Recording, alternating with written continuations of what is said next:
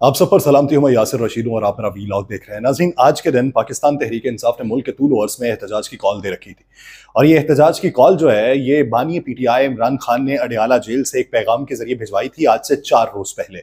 और जब एहतजाज के लिए मुल्क के तूल और अर्ज़ में लोग निकलना शुरू हुए हैं, मिसाल के तौर पर लाहौर के अंदर इत्तलात ये हैं कि आलिया शहजाद एक बहुत सरगर्म कारकुन है पाकिस्तान तहरीक इंसाफ की। वो सऊदी अरब से लाहौर एयरपोर्ट पर पहुंची तो उन्हें लाहौर एयरपोर्ट से ही गिरफ्तार कर लिया गया। माजी करीब के अंदर जब पंजाब असम्बली के बाहर पुलिस की भारी नफरी तैनात थी और अगले ही दिन जब मरियम नवाज साहिबा राना आफ्ताब साहब से मिलने जाती हैं और उन्हें ये कहती हैं कि मैं जितनी वजीर आला आपकी हूँ उतनी ही वजीर आला मैं सबकी हूँ, उन लोगों की भी हूँ जिन्होंने मुझे वोट नहीं दिया हुआ, तो फिर जो पुरअमन एहतजाज का हक है वो तो सभी का हक है। अगर पुरअमन एहतजाज के लिए बच्चे निकले हुए हैं, माजी करीब के अंदर हमने ये भी देखा कि एक मोटरसाइकिल सवार जो है उसके साथ 3 बच्चे बैठे हुए हैं और हाथ में पाकिस्तान तहरीक इंसाफ का झंडा है, तो सिर्फ इस नौइयत की बुनियाद के ऊपर उन्हें गिरफ्तार कर लेना, मोटरसाइकिल से उतारना, बाप के ऊपर तशद्दुद करना और वो भी बच्चों के सामने, तो ये रियासत किस तरीके से आगे बढ़ेगी, मुल्की मामलात को किस तरीके से आगे बढ़ाएंगे। अभी पाकिस्तान तहरीक इंसाफ के एहतजाज में मुल्क के तूल और अर्ज़ में जिस तरीके से सियालकोट के अंदर मां निकली है और मां ने अपने दोनों बेटों को साथ लिया है जिन्होंने पाकिस्तान तहरीक इंसाफ को खैरबाद कह दिया था, और मां ने यह कहा कि अगर ये खैरबाद कह चुके हैं तो मैंने खैरबाद नहीं कहा, और उन्होंने ख्वाजा आसिफ साहब का मुकाबला किया। और आज सियालकोट के अंदर देख लीजिए कि किस तरीके से बड़ी तादाद के अंदर लोग सड़कों के ऊपर निकले और उन्होंने कहा है कि हमारा मैंडेट चोरी किया गया। उन्होंने कहा है कि फॉर्म 45 के मुताबिक फॉर्म 47 मुरतब नहीं किए गए। उन्होंने ये कहा है कि इस तरीके से मुल्क आगे नहीं बढ़ सकता। अब यहां पे मंतक ये बयान की जाती है कि ये अगर हुकूमत के अंदर रहेंगे तो पाकिस्तान मुस्लिम लीग नून मुल्क के अंदर बेहतरी ला सकती है, तो इसका फैसला कौन करेगा? या तो पूरे सिस्टम को तब्दील कर दीजिए, आप आइन के अंदर तरमीम कीजिए और वहां पे ये कहिए कि लोगों से हक छीन लिया जाएगा और लोग किसी को मुंतखब नहीं कर पाएंगे, मुंतखब किया जाएगा और वो आपने करना है। आप बेशक किसी ऐसे तरीके से उन्हें मुंतखब कर लें जो आइन के अंदर दर्ज नहीं है, लेकिन उसे बाद में आपको आइन के अंदर दर्ज करना पड़ेगा। इस तरीके से फिस्तायत का मुजाहिरा करते हुए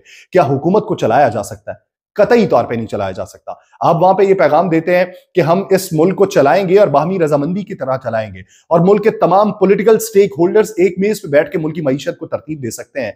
तो जब आप इस तरह के नारे लगाते हैं तो चेहरों के ऊपर मखौटा और है और उसके पीछे शक्लें और हैं। ये शक्लें आपकी अयाहों के मंजर आम पे आ रही हैं। तर्ज सियासत अभी भी पुराना अपनाया हुआ है। चले माजी में निगरान हुकूमत के कंधे पर रख के आप बंदूक चला सकते थे कि हम इसमें मुलव्वस नहीं है, ये तो निगरान हुकूमत ने इकदाम उठाए, लेकिन अब की बार फिर अगर आप पुलिस की भारी नफरियां तैनात करेंगे और भारी नफरी को तैनात करने के बाद आप अवाम के अंदर डर को पैदा करने का एक नया तरीका आजमाएंगे, तो इस तरीके से मुल्क की मईशत बेहतर नहीं चल सकती, इस तरीके से आपकी सियासत भी बेहतर नहीं चल सकती। और मैं अभी भी उस बात के ऊपर कायम हूं कि ज्यादातर कण टुट्टे जो हैं वो पाकिस्तान तहरीक इंसाफ को सियासत के अंदर लाना पड़े और इसी तरीके से आपको कौमी असम्बली में, आपको पंजाब असम्बली में रिटेलिएशन का मंजरनामा देखना पड़ेगा। फिर वही होगा कि जब अयाज सादिक साहब शुक्रिया अदा कर रहे थे नवाज शरीफ साहब का और शहबाज शरीफ साहब का, तो शेर अफजल मरवत साहब ने बीच में से नारा लगाया शुक्रिया बूटों का भी अदा करो। अब ये जो मंजरनामा है इससे क्या बेहतर हो सकता है? यही चीजें हैं ये जो आपको मुस्तकबिल करीब में देखने को मिलेगी। आपको आईएमएफ की डिमांड के ऊपर अमल करना है और आप ये कहते हैं कि किसी का खत लिखा हुआ मुल्क के साथ गद्दारी होता है। फिर सवाल यह है कि अगर यह गद्दारी है तो बेनजीर भुट्टो ने, एक वक्त ऐसा था कि जब बेनजीर भुट्टो अपोजिशन के अंदर थी तो उन्होंने ये कहा कि हमने आईएमएफ को ये कहा है कि आपको पूरी पार्लियामेंट को ये एतमाद में लेना होगा क्योंकि ये पैसा अवाम के ऊपर खर्च होना है।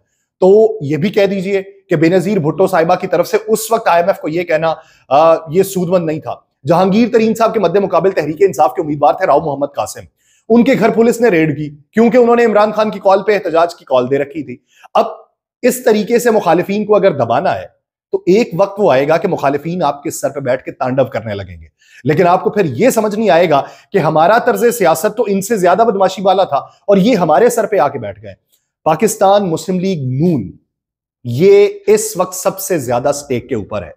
ये आखिरी दौर है कि जिसके अंदर मियां शहबाज शरीफ साहब किसी भी मसनद के ऊपर बैठ जाएंगे, लेकिन मरियम नवाज साहिबा ने मुस्तकबिल के अंदर भी सियासत को आगे रखना है, तो किस तरीके से रखेंगे? उधर आप ये देख लें अली अमीन गड्डापुर, उनके बारे में कितनी बातें होती थी। उन्होंने जब ये कहा कि मेरे बाल उतारने वालों की मैं खाल उतारूंगा, तो उन्होंने जो पहला हुक्म जारी किया है, खिताब को छोड़ दे, पहला हुक्म है रमजानुल मुबारक में अशियाए खुरनोश की कीमतों पर कंट्रोल और दस्तयाबी यकीनी बनाए जाने का। तमाम कमिश्नर्स और डिप्टी कमिश्नर को वज़ा करदा हिदायत पे सख्ती से अमल करने के अहकाम जारी किए हैं। महकमा दाखिला, कबायली उमूर, खैबर पख्तूनख्वा ने डिप्टी कमिश्नर के नाम तफसीली मुरासला इरसाल किया है और डिप्टी कमिश्नर को कहा है कि मायारी जरूरी अशियाए फ़रोनोश की दस्तयाबी को यकीनी बनाया जाए। बात तो वो ये भी कर सकता था कि मेरे जो मुखालिफिन है सबसे पहले तो उन्हें उठा के जेलों में डालूंगा, फिर आगे आगाज करूंगा। उन्होंने कहा मार्केट में मुस्तकिल मुआयने और खिलाफ वर्जी करने वालों को गिरफ्त में लाया जाए। ज़िलाई प्राइस रिव्यू कमेटीज जो हैं उनके इजलास 4 मार्च को बुलाने की हिदायत की गई है। मुकर्रर करदा कीमतों को सरकारी social media platforms, FM radios पे जारी किया जाएगा। ये एक नई तर्ज है, ये जिद्दत है। ये तर्ज सियासत के अंदर जिद्दत जो है ना, ये वक्त के साथ साथ आती है और ये आपको जमहूर सिखाते हैं, जिनके नाम के ऊपर आप जमहूरियत को फाल बनाने का मंसूबा बनाते हैं।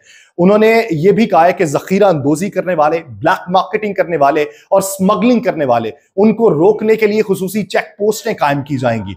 निगरान हुकूमत कहती थी कि हमने बड़ा काम किया है स्मगलिंग को रोकने के लिए। ऐसे वक्त के अंदर भी कि जब बातें ये हो रही थी कि आपका डॉलर जो है वो तूरखम बॉर्डर से स्मगल हो रहा है, लेकिन उसके ऊपर तवज्जो नहीं दी गई थी। उन्होंने ये कहा है कि कीमतों को कंट्रोल और शिकायत का मुकम्मल निजाम जो है वो 8 मार्च 2024 तक मुकम्मल तौर पे फाल हो जाएगा और इसके लिए मैं हुक्म जारी कर चुका हूं। यानी आपको अगर सियासत करनी है तो सियासत करनी है अवाम के नाम के ऊपर, अवाम के लिए, अवाम के जरिए।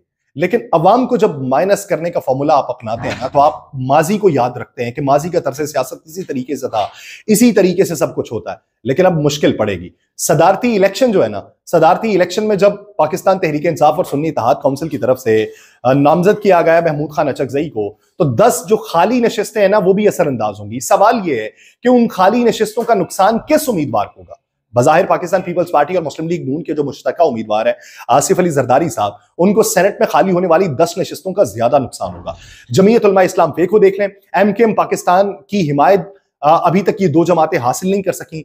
जरदारी साहब के लिए एक एक वोट कीमती है। सदारती इंतखाब के इलेक्टोरल कॉलेज जो है उसमें सेनेट की नशिस्तों की बहुत ज्यादा अहमियत होती है, क्योंकि हर सेनेटर का एक वोट होता है, जबकि असेंबलियों का फॉर्मूला अलग होता है। आसिफ अली जरदारी साहब के लिए इस वक्त एक एक वोट कीमती है, क्योंकि अभी तक वो जमीयत उलमा इस्लाम पे और MKM की हिमायत हासिल नहीं कर सके।